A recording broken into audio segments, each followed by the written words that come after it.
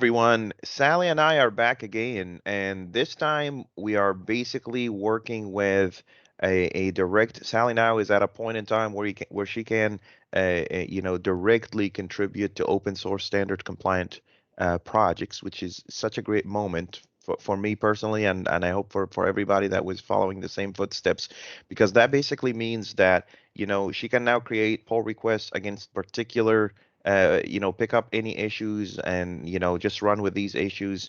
So today I'm just gonna, I'm gonna make this session just as simply, I'm gonna take advantage of the fact that Sally is using a Mac machine, a MacBook. So we can show the people that are using Mac, how you can actually branch out, create a branch against a particular repository, and maybe pick up one of these open issues that we have here today. What do you think about that, Sally? Should we pick up this one? We want to remove validations, storage validation from users on retrieval. Let's try this one. Do you want to share your screen? I'll guide you through this one. All right. Here's a Mac computer, a Mac computer system. And let's create a new branch first. Let's sync up with master first. So I try to sync up with master there. Mhm. Yeah, are you now on the master branch? Okay. Here on Yeah, this terminal, yeah, go ahead. it's how did they check it? Get a status, Yeah, I usually just do get status. It's- which Your is branch? basically Yeah, so it's basically saying you are on user Sally code drop simplify ID, right? So now instead of doing that, let's do this get checkout and then just master.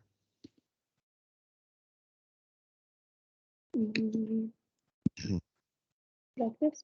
Yeah, let's go there. Yeah, perfect. And now let's just go ahead and it says your existing master branch, the local one, Mm-hmm. is 7 commits behind. So let me just before you do this, let me just visualize things for people that are watching us because I really want people to understand, what is this whole GitHub thing, right? So so this is Git, not specifically GitHub. GitHub is just a website or a platform that is leveraging Git as a technology to do source controlling. Okay, so here's the deal. There is this thing out there that's called remote master. So this is your remote master branch. Okay. Right now, with newer repository, you'll see a different name. It says main branch. Same thing. Master main. It's something where the final code lives, right? It can be main, it can be master, it can be anything. Okay. So so there's that part. And out of this master branch in here, so here's the deal. This is here your local computer. So this is your local, so this here is local, like this. And this area here is your remote area. So this is guy in here. Let's take this guy and let's do remote. Okay. Now, what's going on here? When you first really start from scratch with a new project, let's say this is the remote master of OSSS, right? What you do is that you pull a copy of this guy on your local machine in here. Of course, this is assuming you have direct access to this repository. I'll tell you about the third scenario, just to simplify Git for people that are using Git for the first time. So this becomes what? Local master, right? Like this.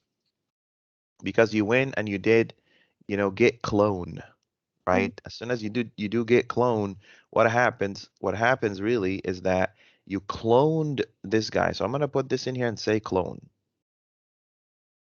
Okay, so you cloned the branch. Okay, now when you work on a feature, ideally as a best practice, you go and create a new branch in here. So let's say this is my local new branch. This branch lives where? On your local machine, right?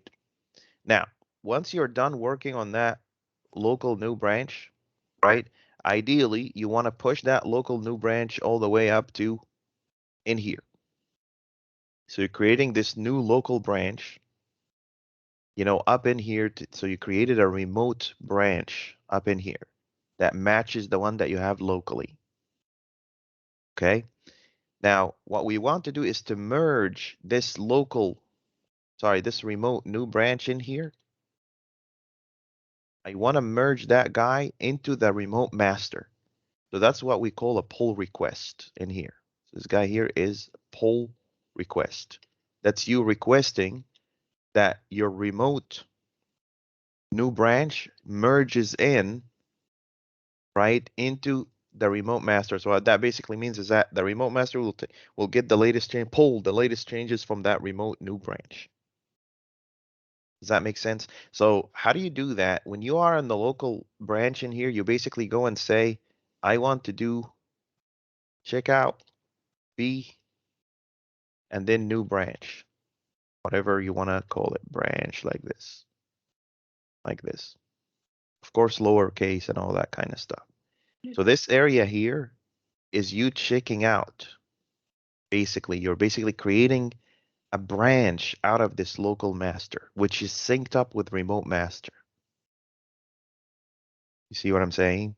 So what that basically means is that once you do this, like this, immediately you have the ability to open up a pull request to merge back into master.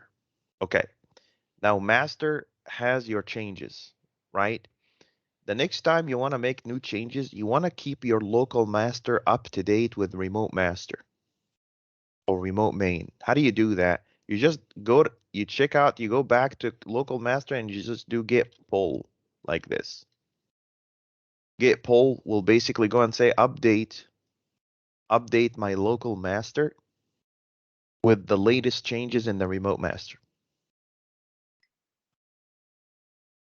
All right. Once you get those latest changes, now we can create new branches, Mm. knowing that we won't have any conflict between my branch and the remote master branch. But it's not a perfect world. Sometimes we don't have the ability, right, to keep up to date if there is a super active project and a lot of people are pushing code, and it might take us a little bit of time, say a day, to create maybe a foundation service of some kind. What do I need to do then? What do I need to do is to basically go and say, I need to get this guy up to date with this. There's two ways. Some people go and say, let me get latest from master here and merge these locally in Mhm. here. And sometimes people make a shortcut. They just go directly to this guy and say, poll, give me the latest change and master. Either way is fine with me. I think it's fine. So you're just trying to keep up to date. But sometimes you're writing to a file that someone else have written things to it.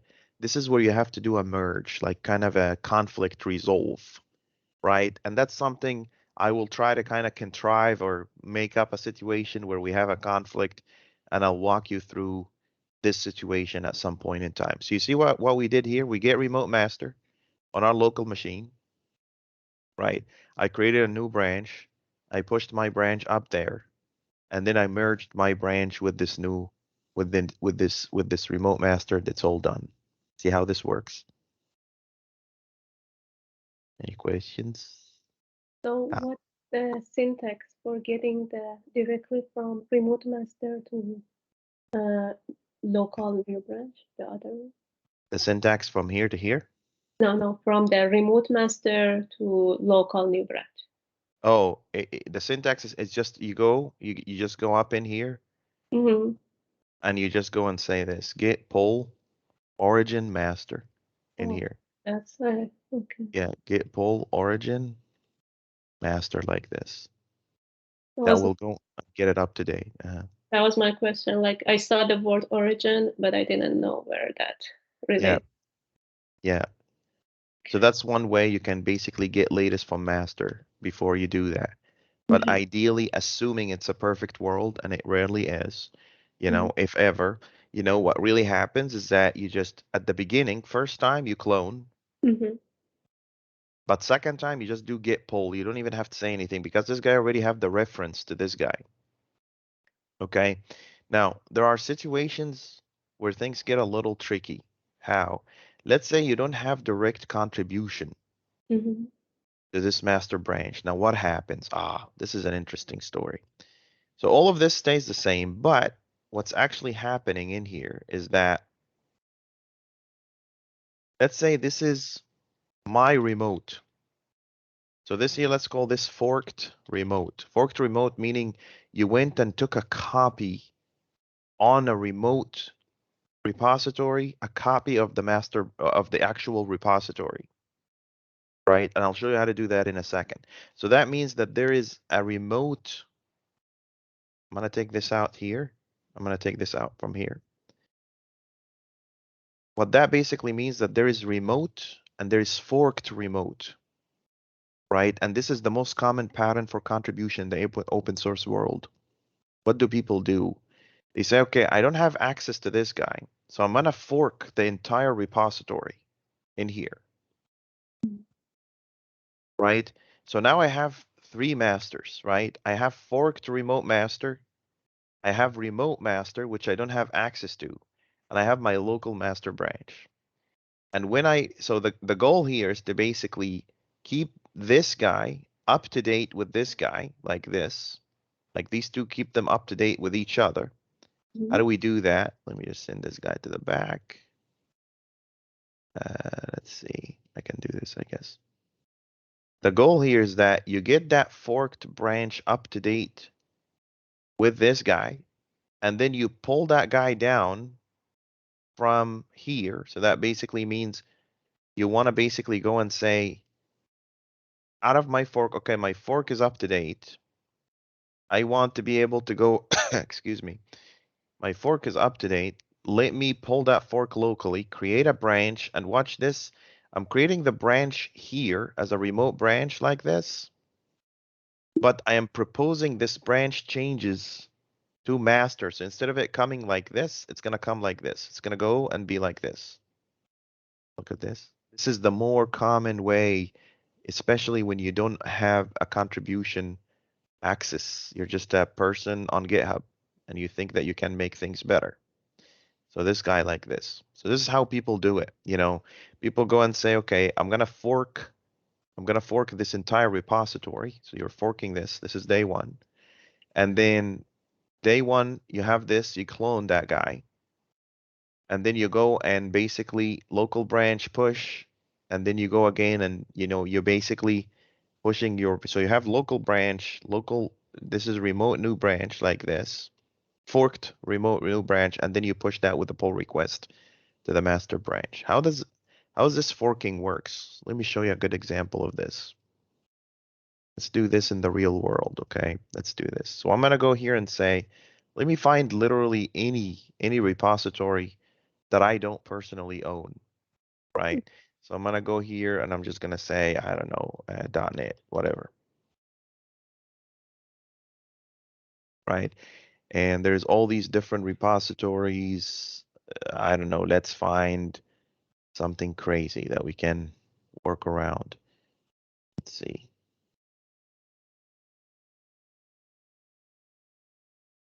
Yeah, something like this, .NET Docker .NET, for instance, or something like that, right? So what can I do? I can go and fork this guy. Look, I can fork this guy as myself. So now I have a copy. So you see Hassan Habib slash Docker .NET, right? But it's forked out of .NET slash Docker .NET. So this is that guy, basically on the map. Let me show you.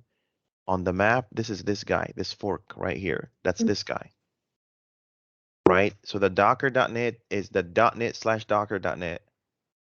And this one is Hassan Habib slash docker.net. That's my own little copy Mhm. on on my profile, right? Great. Now that I have this guy in here, now I want to do this step, right? The step here is to clone this guy locally. So let me show you how that's gonna work. I'm gonna spin up this CMD. So how do we do that? Check this out. Let's go to in my forked branch. I'm gonna go drop down that code guy and I'm gonna take that SSH. I'm gonna copy that guy like this. Okay. And now I can go down here and say, here's my command line. This is my command line. I can go here and say, let's see, can I go to bash?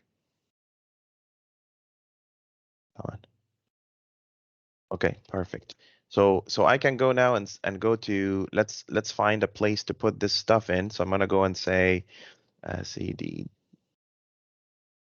Let's go out of here, out of here. Um, let's see. Anywhere really, it doesn't matter. Let me see if I can cd d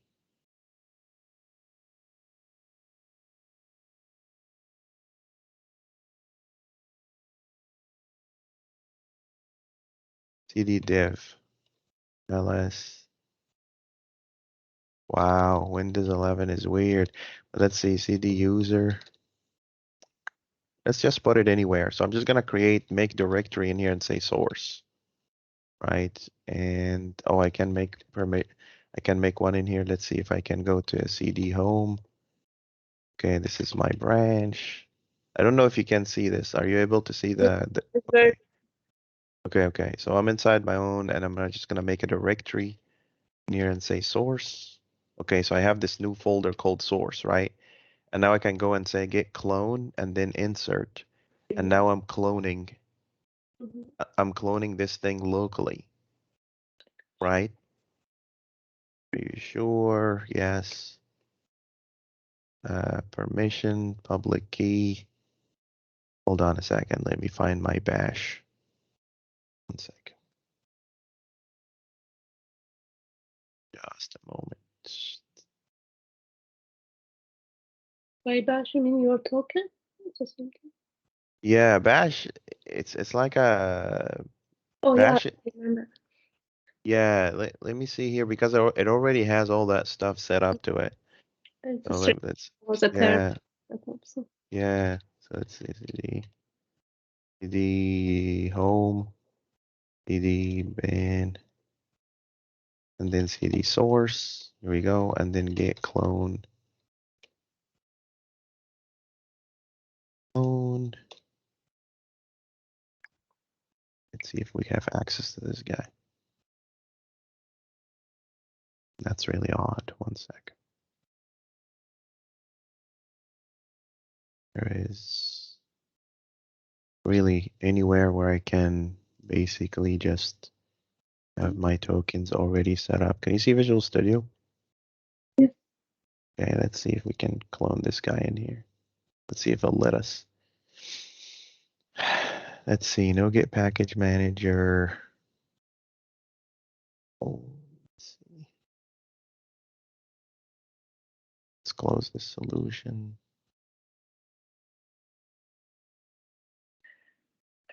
Why nothing is working today? Hold on. Let's see. So I'm basically just trying to kind of pull in that branch locally. I'm gonna go up in here and say, I know that I think my token expired or something. That's why it's freaking out. But let's see. I'm just getting it to kind of initialize a PowerShell host. Let's see if we can make this work real quick. till you found that. So also this question, when, for example, we clone it, so for example, OTRPLS, all the folder OTRPLS, just like locally, I can see the folder for Yeah. OTRPLS. But I didn't saw any like a local branch where that is. So I cannot see any folder with like local branch. How would I know? So where that's basically saved? Yeah, I'll show you. So let me just go to the D branch and then go to source. Here you go. And then I'm gonna go here and say get clone. I'm just gonna dump down this guy. So now if I go to Docker, if I say cd docker Mhm. .NET, now I'm inside that branch. Nice. So this is what's coming from the outside world, right? So I'm gonna do Explorer in here just to open up the solution. And then I'm gonna open this solution. I'm gonna do something real quick in here. So first of all, I'm just gonna change something real quick. I'm gonna go up in here and here's my Visual Studio, Okay. right? So this is the docker.net, right? And I'm Okay. just gonna go. Here's the source, here's the file, here's everything. I'm just gonna do something silly just to show you, what it looks like. Like for instance, I don't know, something like, let's put these like this, for instance, right? So Yeah. now I have a change, right?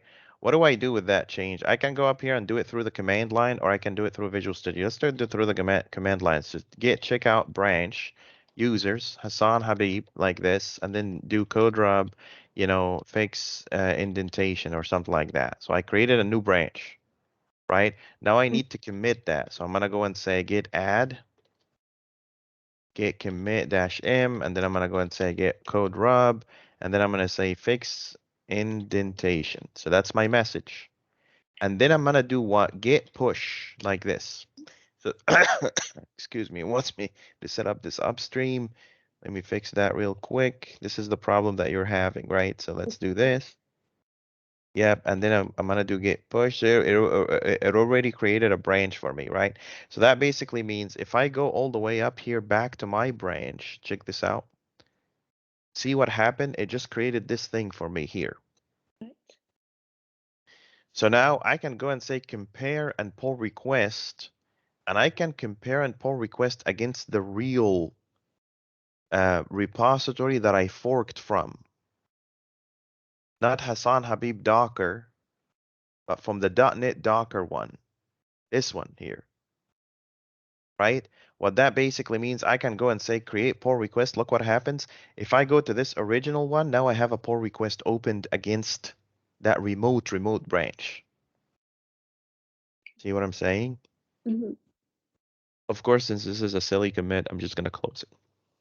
Okay, so let's go back to our map here and let's do this. Let's just retrospectively look at this again. So you basically forked a remote Mm-hmm. and pulled that down. That's when we did git clone, right? So now it's on local machine. I created a new branch, did some changes, opened up the new branch, and I basically created a pull request against that remote. So this is a remote forked branch, and now there's a remote master branch. Does that make sense? Yeah. Okay, let's try it out on your Mac machine. Let's switch over and let's see if we can make this work. Your So, turn. yeah. Okay. Where we are. So now it said like Hmm. should I say we wanna start from forking or not? Yeah, yeah. So let's try this together. Let's start really from. Let's go to something like Ta'arafu. Go to Ta'arafu. You are Uh, I don't think you're a contributor on that repository, it are you? was added to me actually. Let's see, go to my GitHub. So to There it is, all the way at the bottom. Taro for somewhere I said. Yeah, just it's at the very bottom. Do you see it? No, no, Mhm. it's right there in your search. Oh, The mm. last one. But no, I was looking because I thought it is on me, so like on my repository.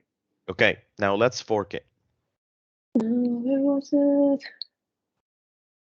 Oh, I really forgot where it was. Mm, was it here? No, All the way at the right side. oh here. Okay. Okay, so now you're taking your own local copy under your account, right? There is Mm. no guarantee that this copy will stay up to date with master. This is why they added this nice thing called fetch upstream, okay? Don't worry about that for now. Let's just copy this clone. Let's clone this. So take the code and copy this guy. And let's pull this down in a completely new folder. So do cd dot dot so you can get out of this one. And then do this make dir, or actually just do git clone. Let's see what it does. Git clone. No, git git.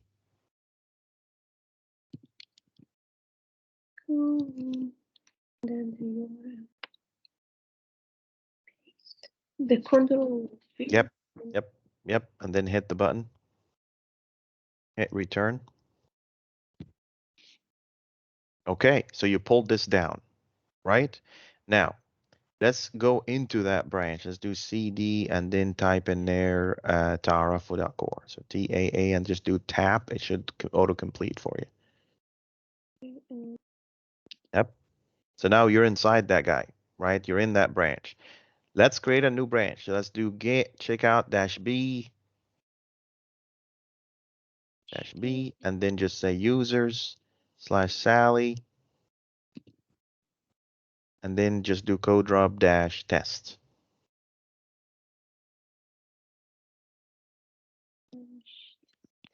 Yep. Perfect. Now let's open up the project itself. Can you open up the project? And let's try to do some changes in it so we can make these changes kind of. Mhm.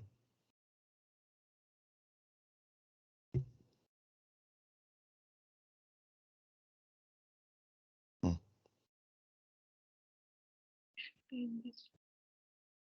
it got out of, yeah. Yep, there it is. Perfect. Open up that guy.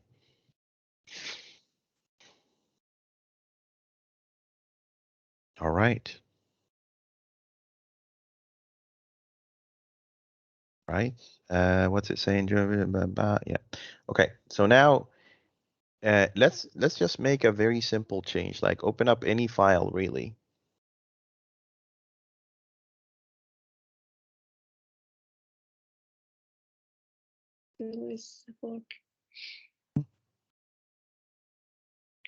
I don't know. Let's find something that we can uh, fix. Let's see.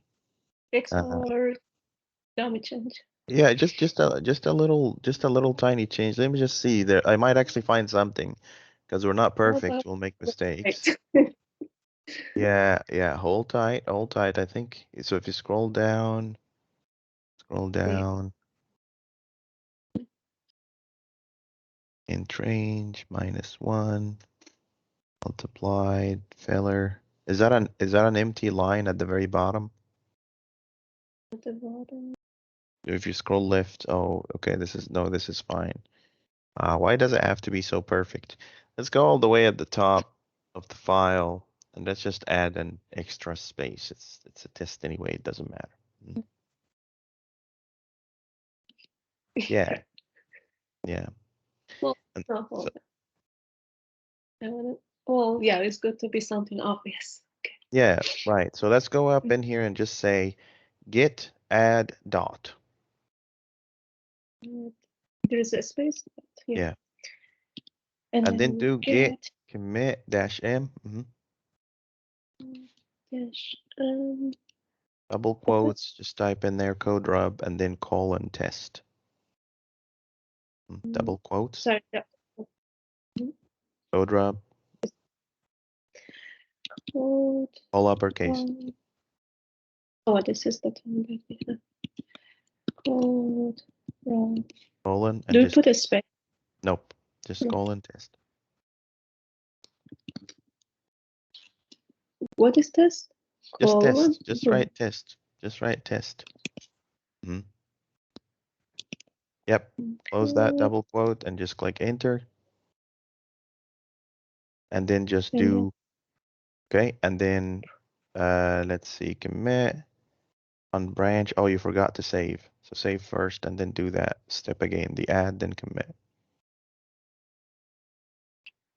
Okay, let's try that again. Get add. If you click the up button, up arrow, it will find it for you. Yep. Okay, perfect. Now just do git push. It might ask you to do that upstream stuff. now is it origin? Let's do that. But now I went there. All right. So now let's go back to GitHub real quick. Let's see what happened.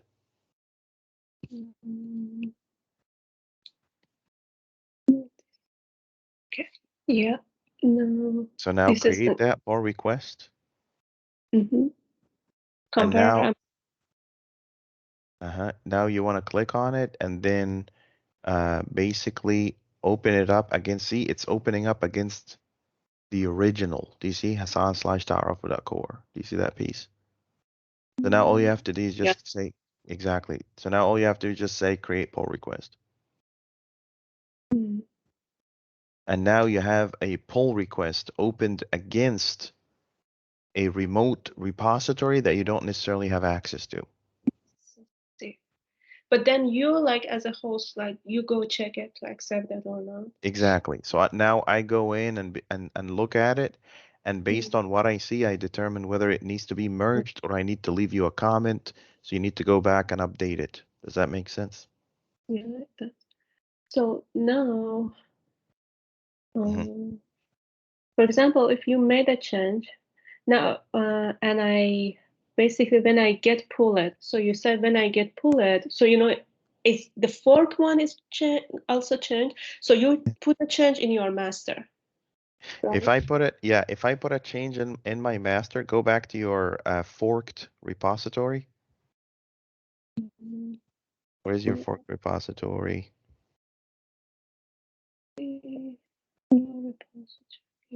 Hmm? Okay, this is the fork one. Yep, that's the one. Mhm. The other one. Yeah, do you So see this nice feature here that says fetch upstream? mirror. Mm. It's Oh, under code, under oh, the green yeah, button. yeah.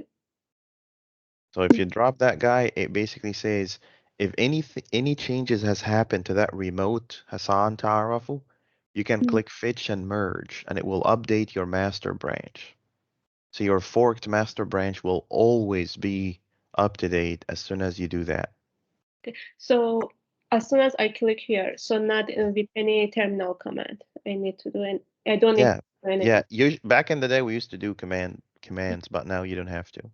We Mhm. used to say remote and upstream and origin and remote and upstream and no, now you don't have to do that. Just do fetch and merge. It's already checked. Yeah, it's already up to date basically. Saying there's new commits to fetch. But technically, every time first I come here in my GitHub to see if this is updated, then I go to the basically Visual Studio. That's right. If you're doing any change, you want to make sure that your remote is up to date. All right. Mhm. So here is your assignment, my friend, for the day. I'm gonna take your screen here for a sec. Here's your assignment. I'm gonna do something here just to help you with this practice. Mhm. You can no longer basically contribute directly. I'm gonna take you out of here. Don't be offended, it's just a simple practice. Um, And now I want you to fork this guy. oh, okay. You're gonna fork this guy, and Mhm. you're gonna solve 10 of these code rubs. Mhm. Each one of them is going to be solved individually.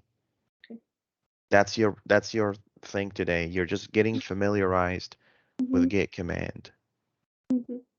So solver, you mean the way the example that Hmm. like maybe instead of a storage book, like maybe book, something like that.